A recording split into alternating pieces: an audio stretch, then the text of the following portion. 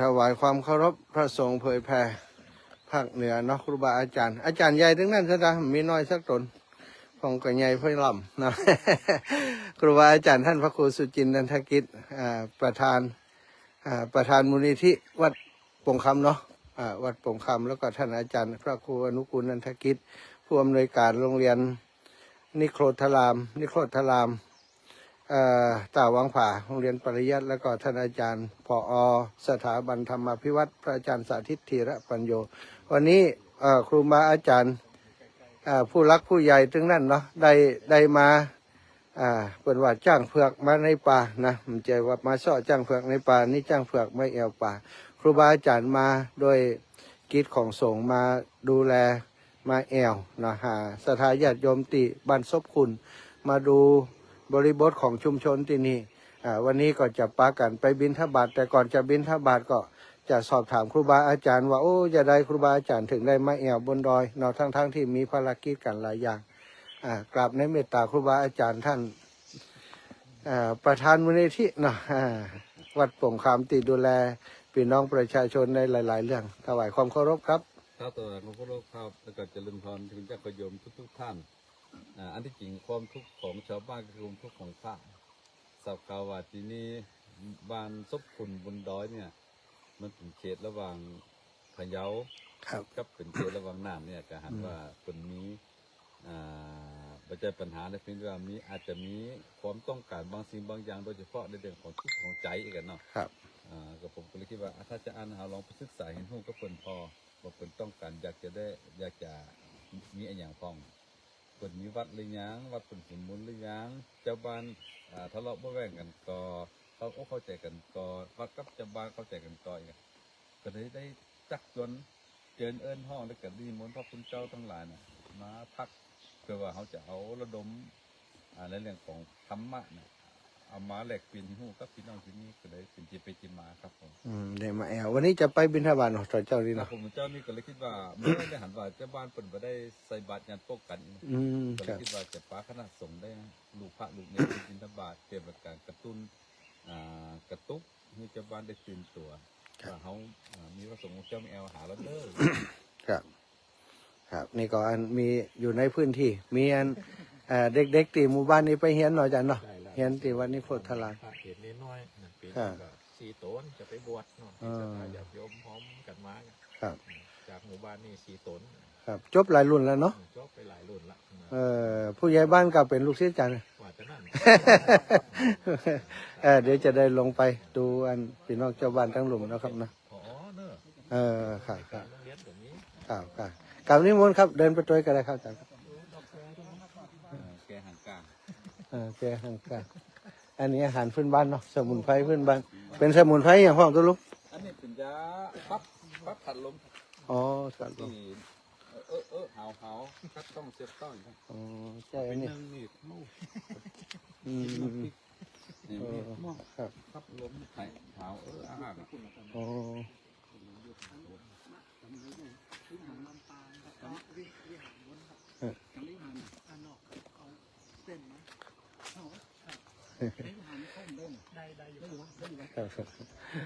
ผมพูดเท่าหน่อย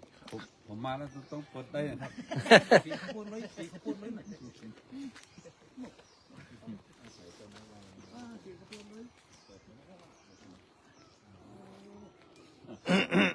ตุลุงกับต้องไปไหนนะอยู่นี่นะอากาศดีฝนดีไม่ดีแค่ว่ากว่าผมจะว่าผมตอนนี้นะครับมาปุโต้ตั้งเหมือนปุโต้ขนาดนั้นนะขนาดนักขนาดนั้นจนเราอุ้งทางฟังนั่นแหละท่านเดินไปมาที่นี่ไปมาขบงมูเราเป็นปีของพ่อที่ชาวบ้านหากินนะ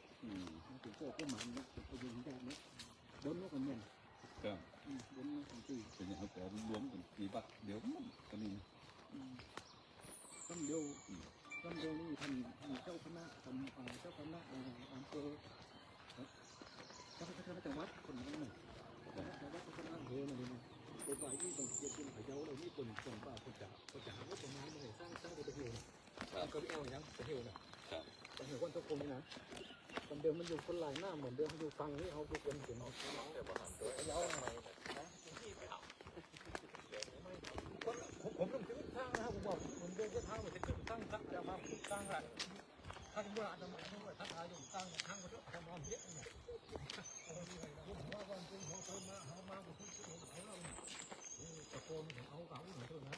ตะโกนผมหูผมเอาเราเป็นผมเอาต้องยังแล้วเอาแล้ว ครูบาอาจารย์ระหว่างเดินทางกับสนทนาธรรมกันไปด้วยหาข้อสรุปในเรื่องของสิ่งที่เกิดความบ่เข้าใจกันนะในเรื่องของสถานที่สร้างวัดอะไรอย่างแล้วก็ความเห็นต่างระหว่างพี่น้องชาวบ้านก็ต้องคุยกันซะนะ ปัญหาบางอย่างบางประเด็นนี่ถ้าได้คุยกันบนโต๊ะเจรจา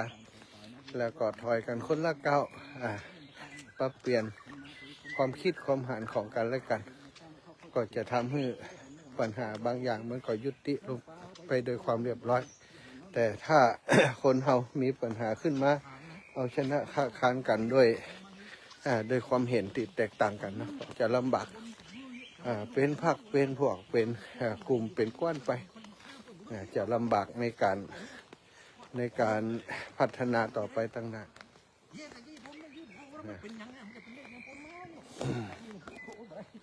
อันนี้เป็นแปลงตั้งหน้านี้จะเป็นแปลงสำหรับการ แปลงทำปุ๋ยหมักนะปุ๋ยหมักเป็นน้องชาวบ้านทำข้าวโพดเป็นส่วนใหญ่แล้วก็ทำข้าวโพดแล้วเพิ่นก็เอามาทำเป็นปุ๋ยหมักดูปุ๋ยหมักนะสถา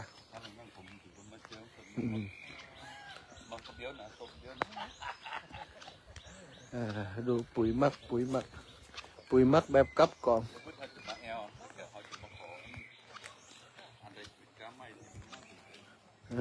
ปุ๋ยหมักแหล่งที่เป็นทำปุ๋ยหมักโอ้อันนี้เพาะกาไม้ตัวลูกนี่เป็นเพาะกาไม้เรือนเพาะชำกล้าไม้ปุ๋ยหมัก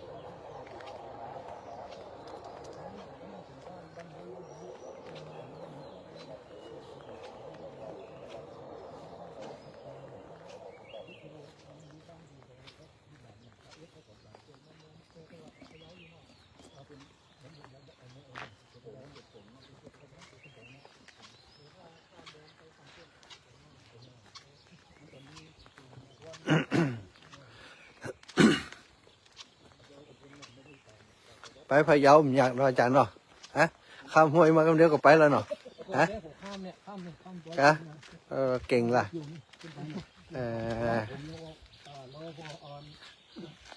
เดินข้ามไม่ใช่ครับเป็นสันเจ้ากะเม้นอยู่ปุ่นครับเม้นอยู่หน้าสันเจ้าพ่อเม้นหันละเอาไปว่าเลี้ยงควายว่าโอ้ไปมีค่าชีวิตกระทัดเป็นห้ามได้กว่าตัวนี้ของเขาเนาะต้องวงว้าวผมอยู่แล้ว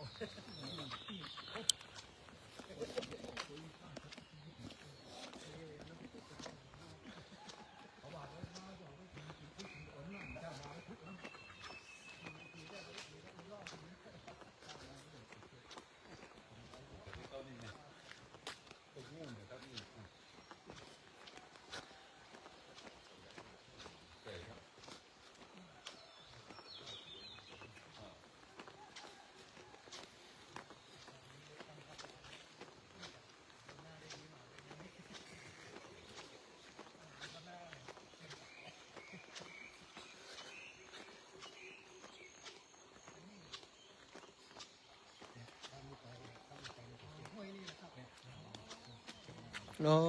เขตน้ำห้อยเนี่ยกะ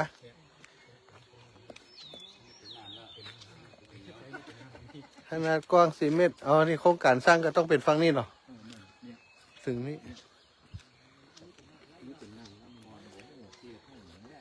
อ๋อสมัยก่อนเนาะ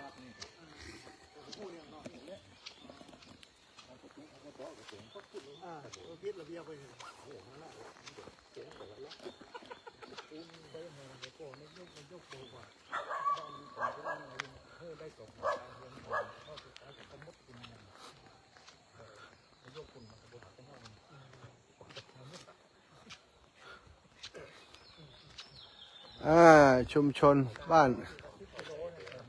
นี่ตำบลป่าคาตำบลป่าคาบ้านศพคุณหมู่ที่7ตำบลป่าคา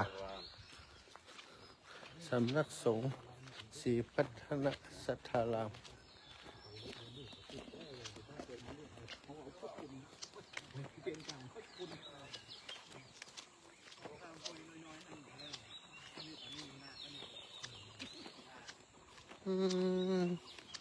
มันเนี่ยมันแบ่งกันที่สันร้อยเบิ้ลฮะจันอันนี้เอาเปรียบลงไปนี่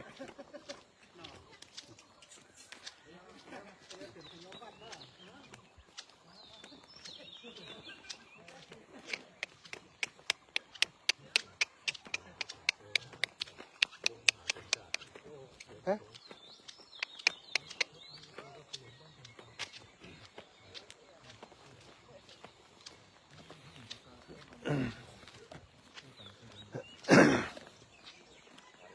บ้านอยู่ในฮุบเนาะฮุบเขาบ้านอยู่ในฮุบเขาฮุบเขาบ้านซบขุนแม่น้ำไหลมาบรรจบกัน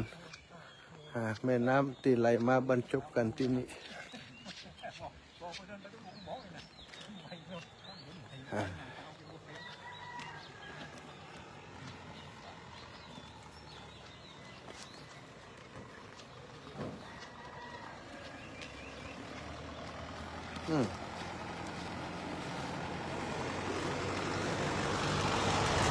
ให้รูปเหรออันนี้เป็นนักชุดไหมอ๋อได้ครับตัวครับ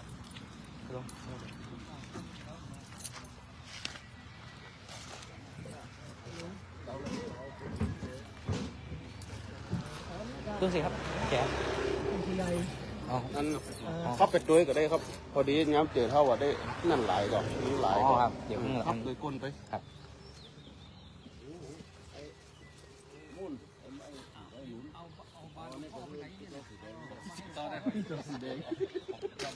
ผมเป็นยังหนูออกไปให้ตัวลุงเจ้าด้าน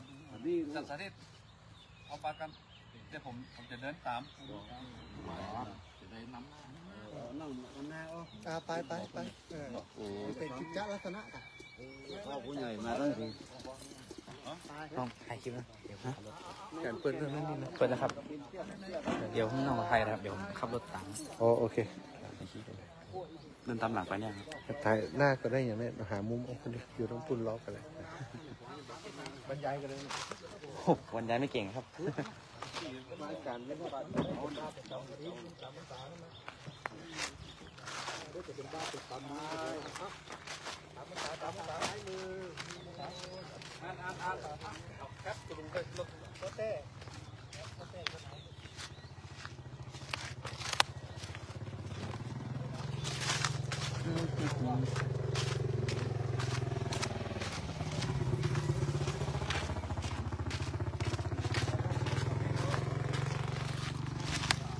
จะรอนู่นไง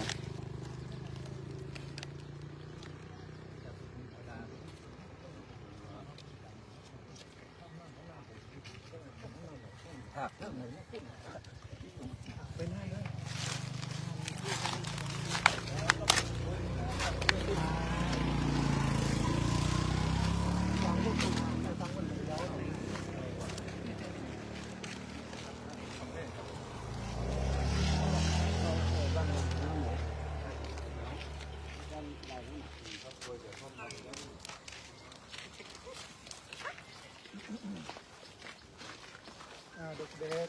ๆก็เตะไปไหนนะ ผมไม่เห็นครับ น่าจะอยู่บนนู่นแหละมั้งครับ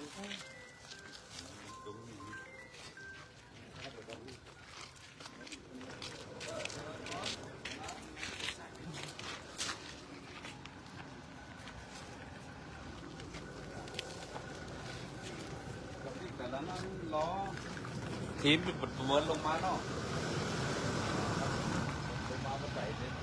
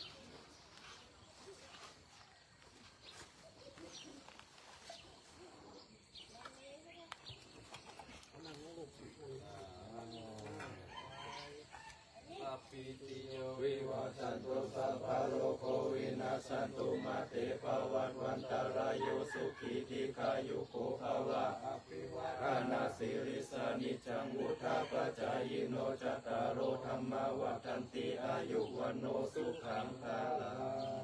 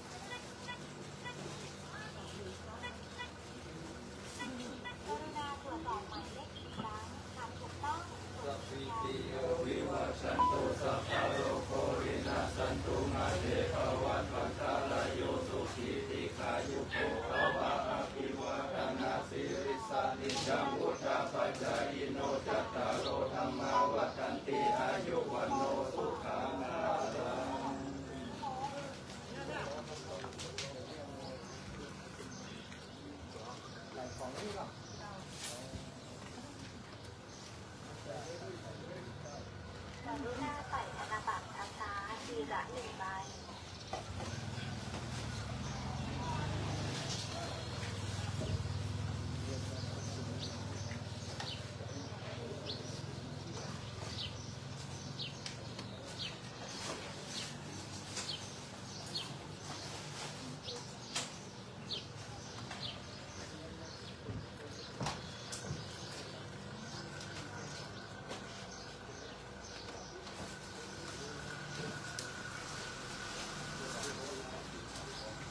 ระบบประกันทางรายการกรุณารอสักครู่ค่ะบริการศิลปินขอบคุณที่ใช้บริการคุณเจอ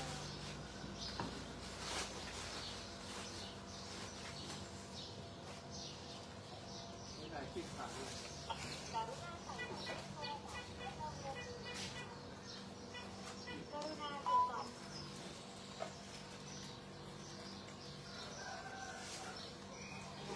กรุณากดเลือกเครือข่ายท่านต้องการบริการในเครือข่ายนี้ต้องผู้ติดต่อมีบริการติดต่อโอนตลอด24 ชั่วโมงกรุณาใส่ธนบัตรนะคะทีละ1 ใบ วิวัชชันตุสัพพะโลกวินาศสันตุมาเตภวัตวันตรายโยสุขีติขายุโกภวะอภิวาทนาสิริสานิจังวุฒาปัจจายโนจัตตารโลธรรมาวัฏันติอายุวันโนสุขังภาลัง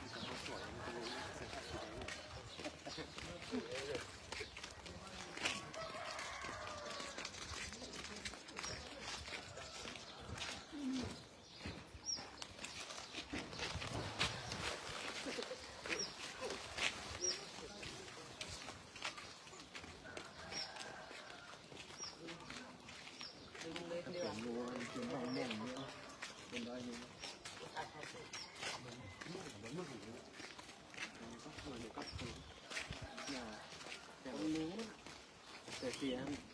เขาไม่ถ้าเป็นเมืองเกินนะก็ไม่เหลืออันนี้มีคนเมืองเขานี่เนี่ยแดงมันเป็นผู้เลือก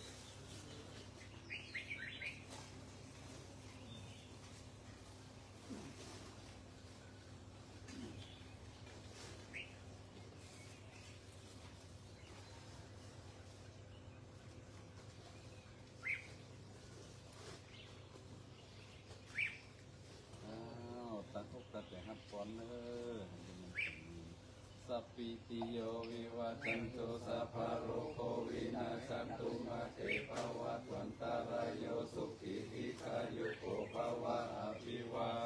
สิริสานิจังพุทธปัจจายโนจัตตารโอธรรมาวะทันติอายุวันโนสุขังภะลัง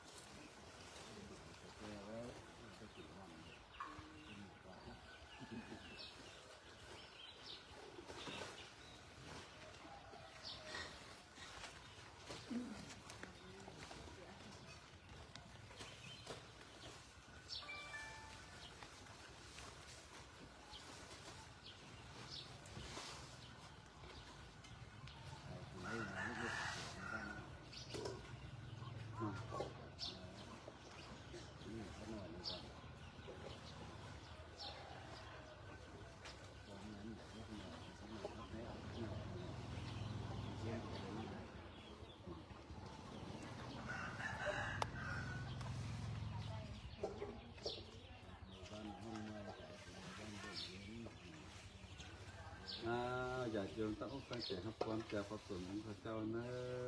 วันนี้ที่เจ้ามาทำพิธีที่แปดสัพพิติโยวิวัชชันตุสัพพะโรโควินาศตุมาเตภวัตวันตรายโยสุขีติขายุโกภวะอภิวาสิริสานิจังพุทธปัจจายโนจัตตารโอธรรมาวะทันติอายุวันโนสุขังภะลังอันนี้มันก็ยืนเนอะจบ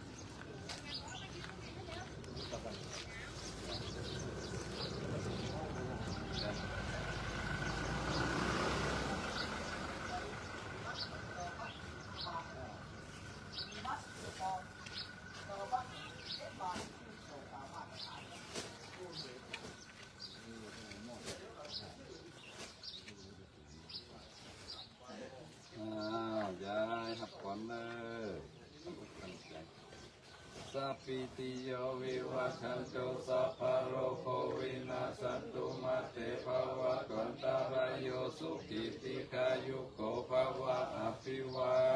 สิริสานิจังวุฒาปัจจายโนจัตตารโอธรรมาวัฏันติอายุวันโนสุขังภะลัง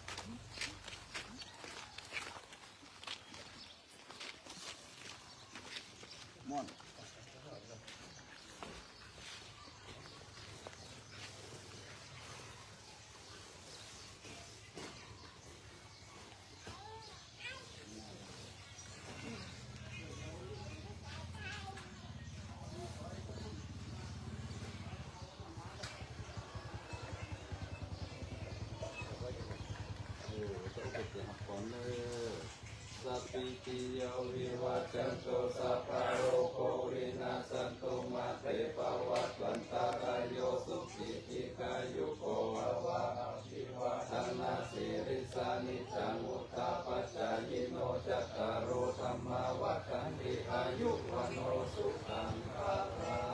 ง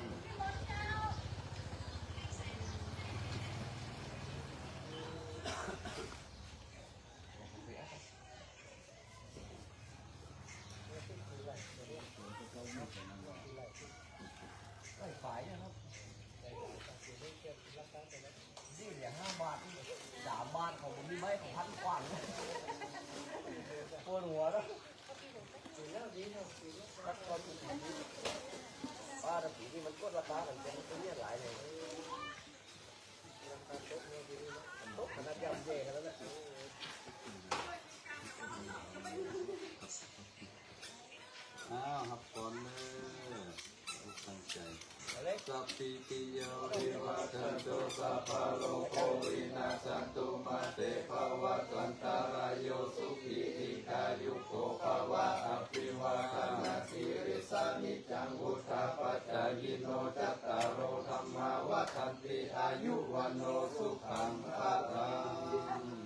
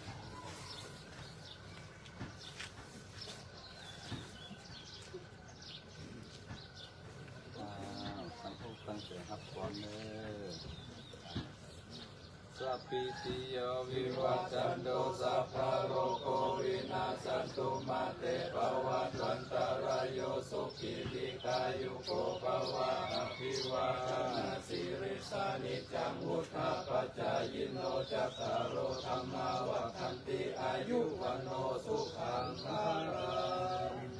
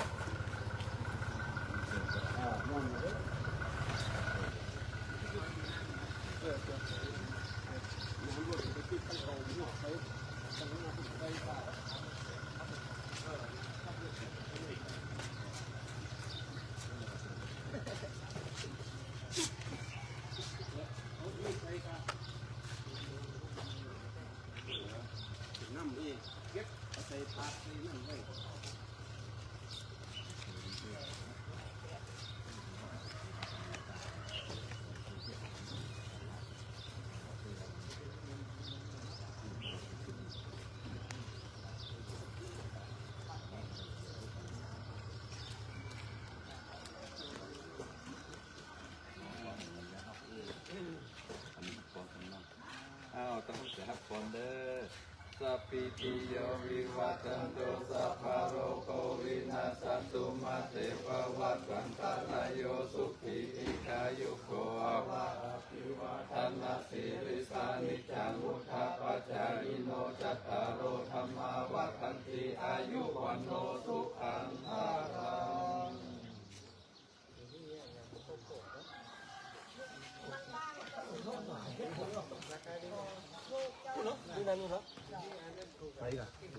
ครับนี่กัน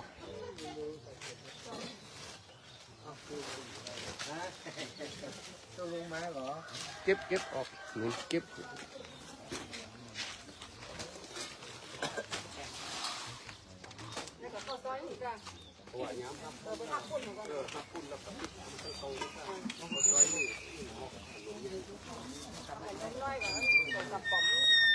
นี่วันที่2นี่ก็เป็นพระแล้วนี่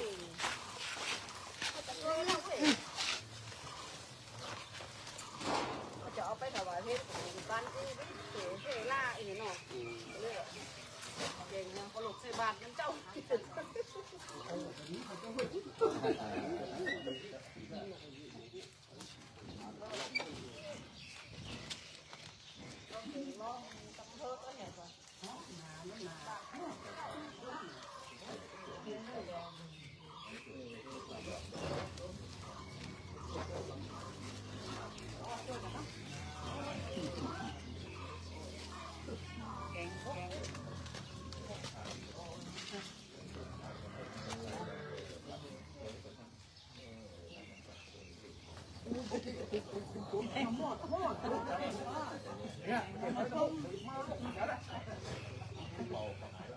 ใส่ประกาศ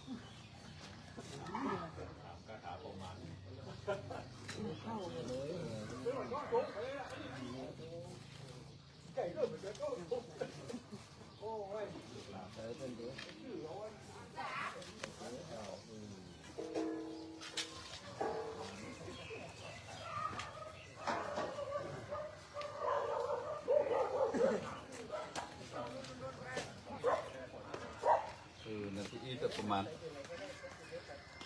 ปี6ปี2ครับผมจนนะครับ จ้ะ มันเหมาไปเรื่อยนะที่ผมเนาะ ฟังเกิด หับก่อนเนอะตั้งอกตั้งใจสัพพิติโยวิวัชชันโตสัพพะโรโควินาศตุมาเตภวัตวันตรายโยสุขิติกายุโกภวะอภิวาพุทธปัจจายโนจัตตารโอธัมมาวัฏันติอายุวันโนสุขังภะรัง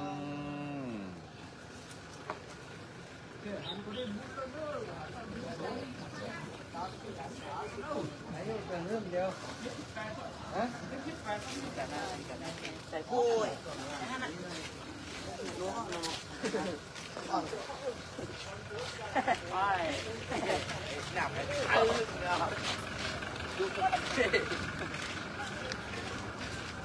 ไงหรอกว่าอันนี้ไงอันนี้เป็นอะไรผมชมมากว่าหลังกาแฟที่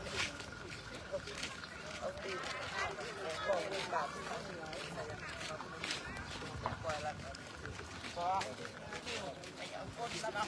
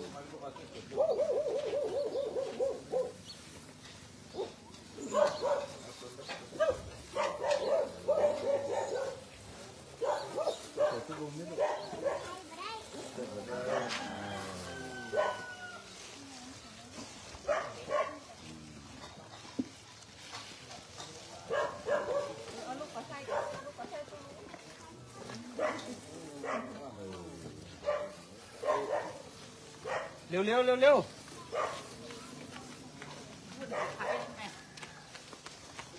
เร็วเร็วเร็ว ไปเข้าซอยมึง จังหวัดตรังไปได้เหมือนกันแต่มันมีบ้าน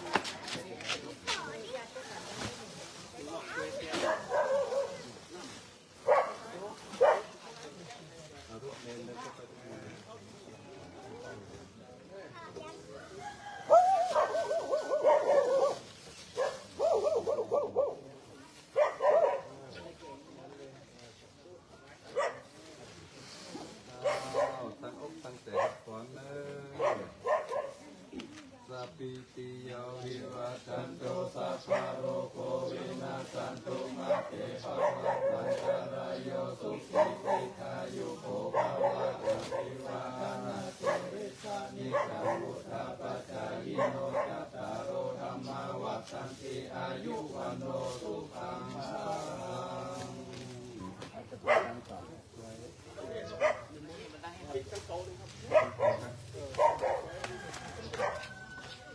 อยากกินขนมข้าววันเด้ออยากกินขนมไม่ได้หาวันเด้อถ้าเปลี่ยนตัวถ้าเปลี่ยนนะข้อละข้อละเนี่ยถ้าเปลี่ยนตัวเนี่ย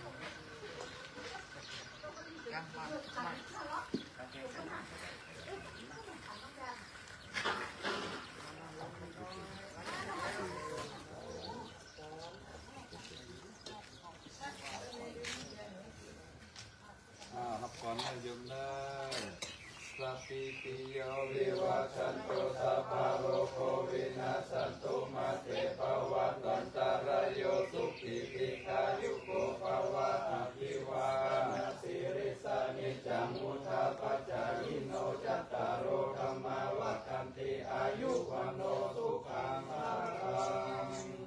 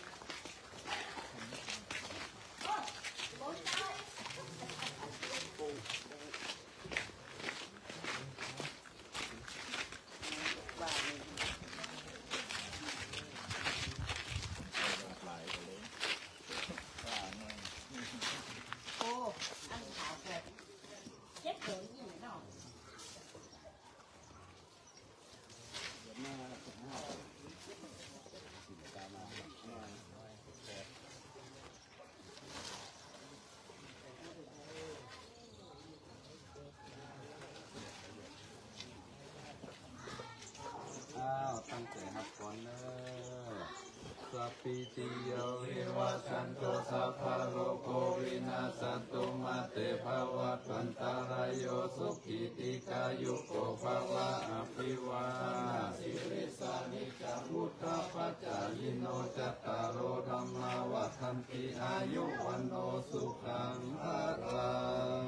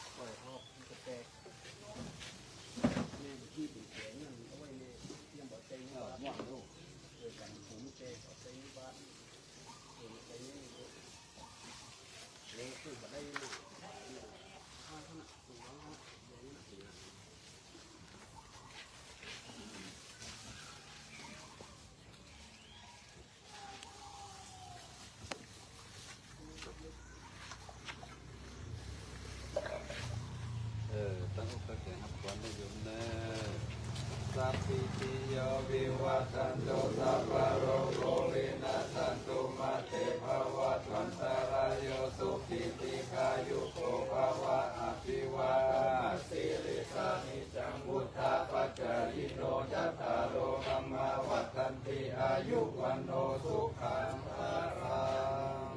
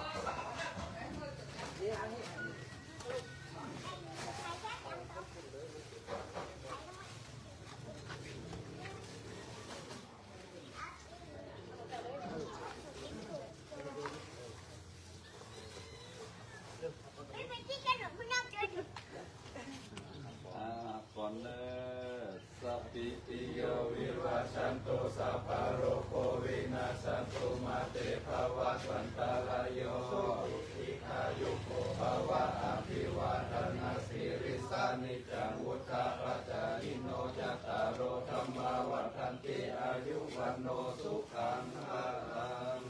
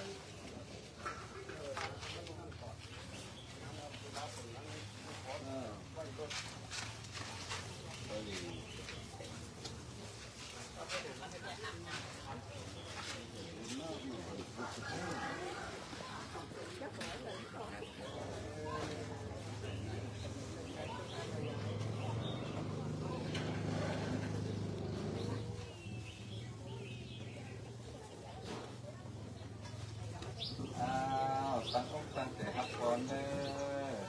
จะได้ดูตรงนี้กันเนาะสัพพิติโยวิวัชชันตุสัพพะโรโควินาศตุมาเตภวัตวันตรายโยสุขิติกายุโกภวะอภิวาทนาสิริสานิจังวุฒาปัจจายิโนจัตตารโอธรรมาวัฏันติอายุวันโนสุขังภะลัง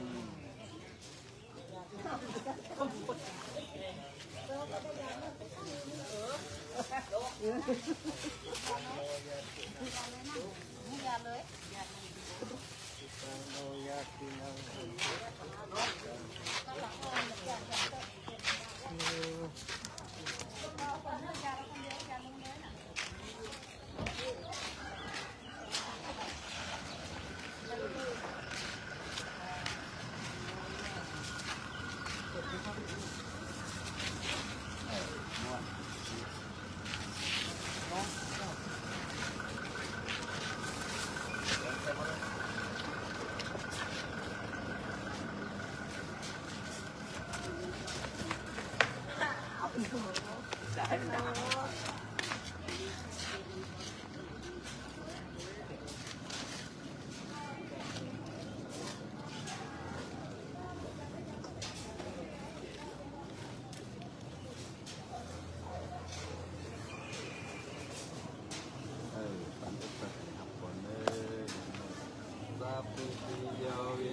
สันตุสัพพะโรโควินาศตุมาเตภวัตวันตรายโยสุขีติกายุโกภวะอภิวาสานิจังุปปัจจายิโนจัตตารโอธรรมาวัฏฏิอายุวันโนสุขังภะลัง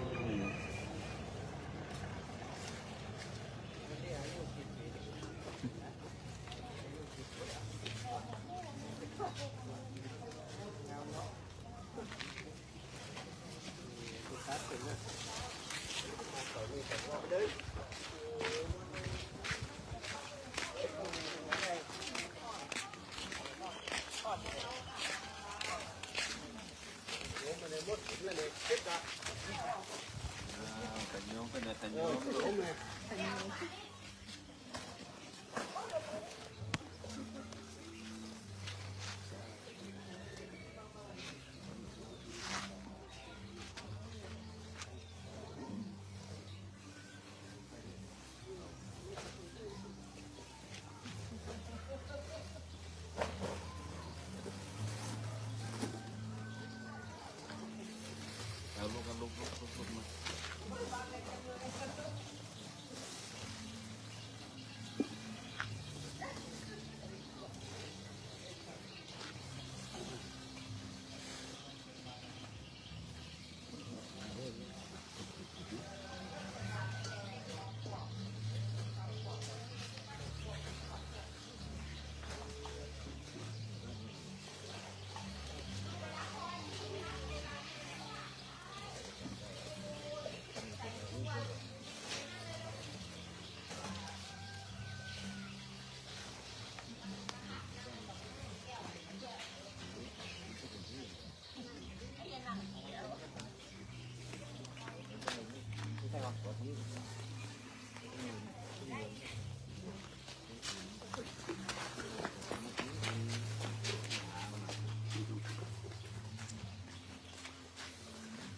ขยมมาเพิ่มมาเก็บ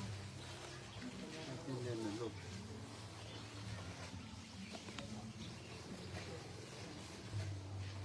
หมดแล้วได้จะนี่ไปเล่นด้วยถนนไงเนี่ยสุดปีสะพานก็แล้วครับ อ้าวตั้งอกตั้งใจฮับก่อนเลยจะเดินทั้งหลายสัพพิติโยวิวัชชันตุสัพพะโรโควินาศตุมาเตภวัตวันตรายโยสุขีติกายุโกภวะอภิวาทนาสิริสานิจังวุฒาปัจจายโนจัตตารโอธรรมาวัฏันติอายุวันโนสุขังภะลังมาเกิดเงินเนอ เ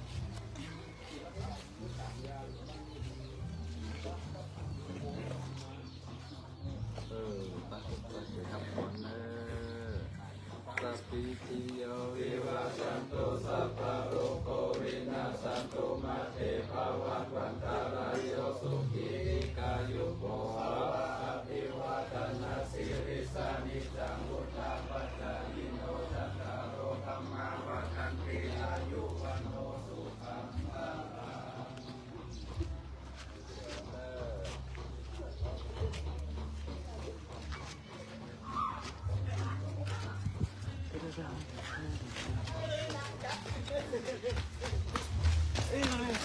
ลัง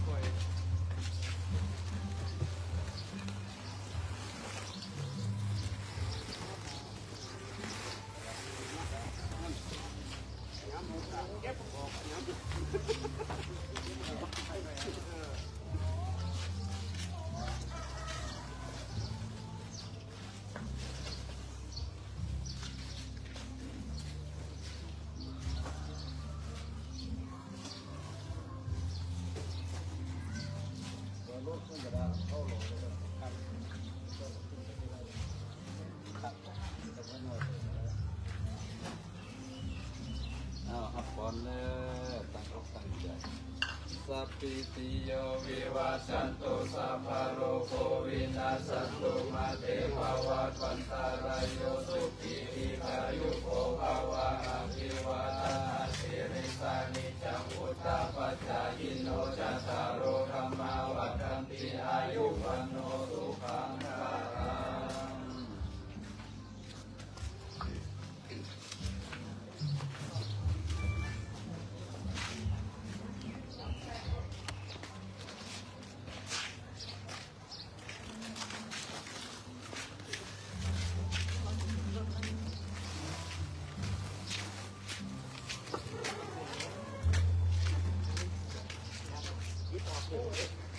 ค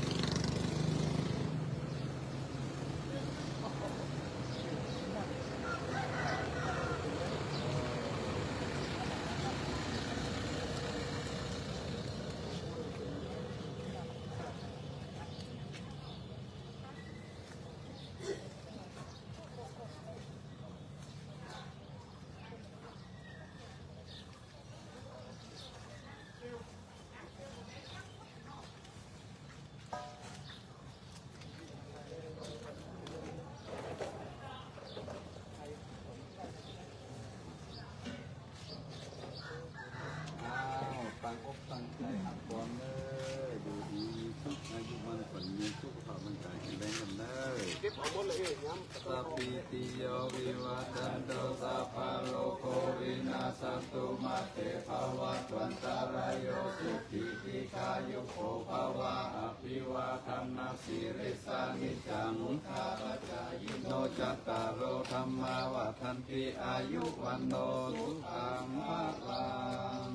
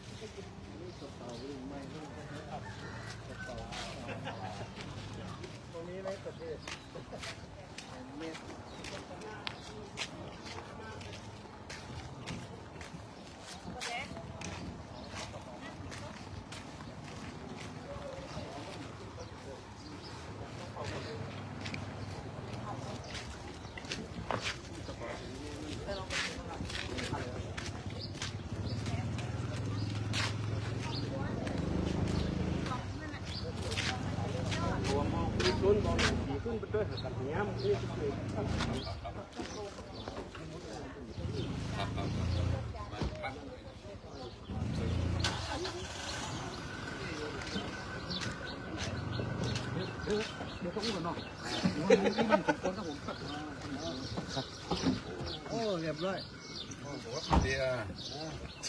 เอาตุลุงมาแล้วขึ้นเวทีเอาส่งไม้ให้ตุลุงส่งไม้ให้ตุลุงเรียบร้อยเป็นทบาท เป็นไงมุ่น เป็นหมู่บ้านที่อยู่ในหุบเขานะเรียกว่าโกนกระทะโกนกระทะอยู่ในหุบเขา